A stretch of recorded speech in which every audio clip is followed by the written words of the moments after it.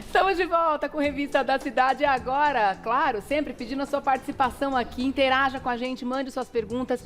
O assunto agora é o coração, em todos os sentidos, né? Estamos entrando no mês de setembro e a gente faz aquele alerta sobre os cuidados com esse órgão tão importante, né?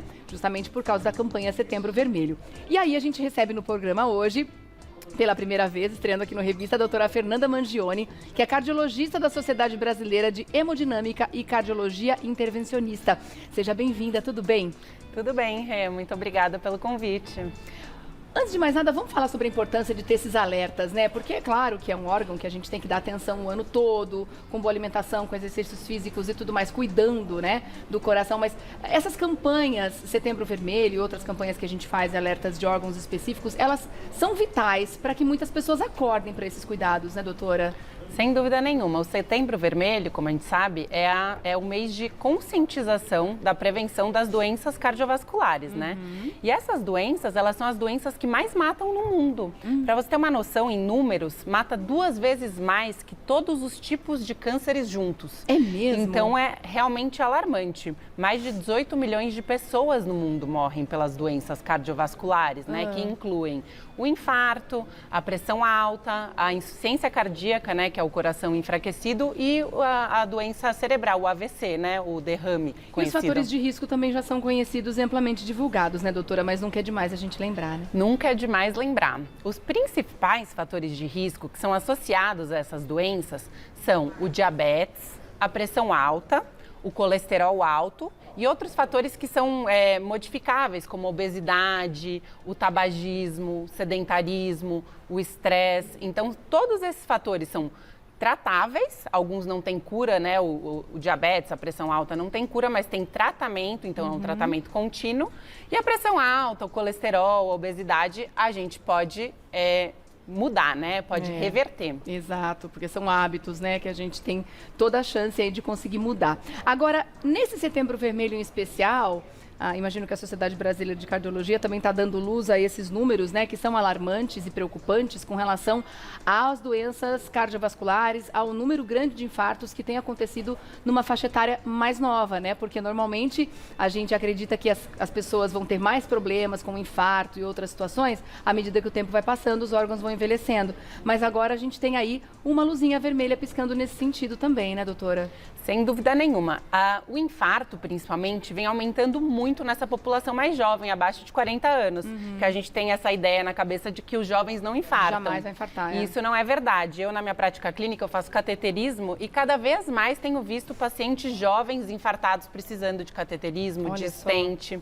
E isso muito se deve a esses novos hábitos de vida que a gente vem adotando, né? O jovem cada vez com piores hábitos de vida. Então, mais sedentários, mais estressados, se alimentando muito mal, com muito alimento industrializado, poucos alimentos naturais, né? Comendo pouco verdura, legumes, frutas. E todas essas questões, fumando mais também. Então, a gente sabe que o tabagismo, a obesidade também levam ao desenvolvimento... O álcool também? O álcool, sem dúvida nenhuma, em grandes quantidades, ou moderadas até, o álcool ele também pode levar a diabetes, propicia a obesidade e a pressão alta. Então, tudo isso leva a um aumento das taxas de infarto nessa população mais jovem, que é alarmante realmente. E os números não mentem, né? Olha só, entre 2010 e 2019, assim como vocês na clínica, na prática também estão percebendo e vendo mais isso, né? Teve um aumento nesse período de cerca de 59% nas internações de pessoas de até 39 anos, imagina, por infarto, e de 9% nas mortes. Quer dizer, nessa faixa etária existe não sei se é uma crença que todo mundo, né, acredita, mas que costuma ser muito fatal, né? Costuma ser difícil de você conseguir socorrer pessoas nessa faixa etária quando infartam. Sem dúvida, Rê, porque o paciente mais idoso, ele vai se adaptando aos poucos. Eu acho que mais para frente a gente vai até passar um vídeo sobre isso, que o estreitamento da artéria, ele vai acontecendo com o tempo, né? Vai ficando mais estreito e com isso o paciente mais idoso vai criando mecanismos para compensar essa falta de sangue que vai acontecendo progressivamente, com o que a gente chama de circulação colateral. É um caminho alternativo que o sangue chega nessa região do coração. O jovem não. O jovem, como é uma coisa mais súbita, ele não tem esse preparo. Então, quando fecha a artéria, não tem sangue chegando por outros caminhos. Então, muitas vezes acontece a morte súbita. Que esse jovem morre, do nada, subitamente, não tem tempo de chegar ao hospital. E aí, quando a gente vai ver, foi um infarto fulminante que esse jovem teve. É uma parcela importante, né? Como a gente está vendo aqui. Sem que loucura. dúvida. Vamos aproveitar e mostrar, então? Você disse que tem um vídeo para ilustrar isso também. O que acontece, né, com essa artéria quando ela deixa de fazer a função dela, porque está lotada de gordura também, né? Então, aqui nessa imagem, a gente vai ilustrando a artéria do coração. Tá vendo? A plaquinha de gordura vai crescendo, vai estreitando a luz do vaso, né, dessa artéria. E uma hora, essa plaquinha de gordura, ela rompe. Então, a camadinha interna dela, ela rompe e forma um coágulo. E aí, esse coágulo, ele vai obstruir essa artéria que irriga o músculo do coração, que é a artéria coronária, que a gente está vendo ali na figura. Tá. E com essa obstrução, não chega o sangue para o músculo do coração. E aí morre esse músculo. Morre. E isso é o sinônimo de infarto. O Tá. infarto nada mais é do que a morte de parte do músculo cardíaco. Então, isso pode ser uma condição muito grave, que pode levar a arritmias fatais, então, que gera morte súbita. E em casos em que se trata, enfim, isso pode levar a um enfraquecimento do músculo do coração, em que o tratamento não é feito de uma forma adequada em um tempo curto. Porque quanto mais tempo essa artéria passa fechado, mais músculo do coração morre. E isso é reversível? Depois que o músculo morre, a gente consegue tratar isso? Trazer ele à vida de novo ou não? Isso é uma pergunta muito importante, porque existem casos em que o músculo do coração ele morre parcialmente. Então, a gente tem camadas, né, do músculo do coração. Então, quando o que a gente chama de infarto transmural, quando entope a artéria completamente, e toda essa parte do músculo do coração morre, raramente isso é reversível, geralmente é irreversível. Mas nos casos em que não houve uma morte do músculo completo, isso pode ser reversível. E o melhor tratamento durante o infarto nada mais é que procurar o cardiologista no hospital, né, no pronto-socorro, e passar por um cateterismo, que a gente desobstrui essa artéria, implanta um stent e a gente consegue reperfundir, né, essa artéria, então restabelecer o fluxo sanguíneo para que o músculo do coração receba esse sangue novamente e consiga reviver, vamos dizer assim. Tá. Naquele primeiro caso em que você disse que boa parte do coração também morre e que é irreversível, isso significa fatalmente a morte da pessoa? Não. Não. Então, o que a gente sabe, nós temos várias artérias no coração, né, que irrigam o coração. Essa aqui, por exemplo, a descendente anterior é a principal. Depende muito de cada pessoa. Não tem uma regra geral. Então, quando é essa artéria principal, a chance dessa pessoa morrer muitas vezes é maior. Mas como a gente tem outras artérias também que levam sangue para o músculo do coração, então às vezes a morte não acontece, só o enfraquecimento do músculo do coração. Tá. Então é muito variável. Mas a qualidade de vida desse paciente vai ser muito difícil depois. Ele vai ter um coração fraco. Sem dúvida nenhuma. O coração fraco, ele leva a diversos sintomas muito desagradáveis. Então esse paciente, ele não consegue fazer nada. Tá. Mas assim, ele não consegue caminhar bem, cansado, pouco disposto, tomar uma centena de medicações também que a gente tenta recuperar, então, a função desse músculo do coração. Tá. Então, é uma situação bem desagradável mesmo, a insuficiência cardíaca, que é o nome dessa condição.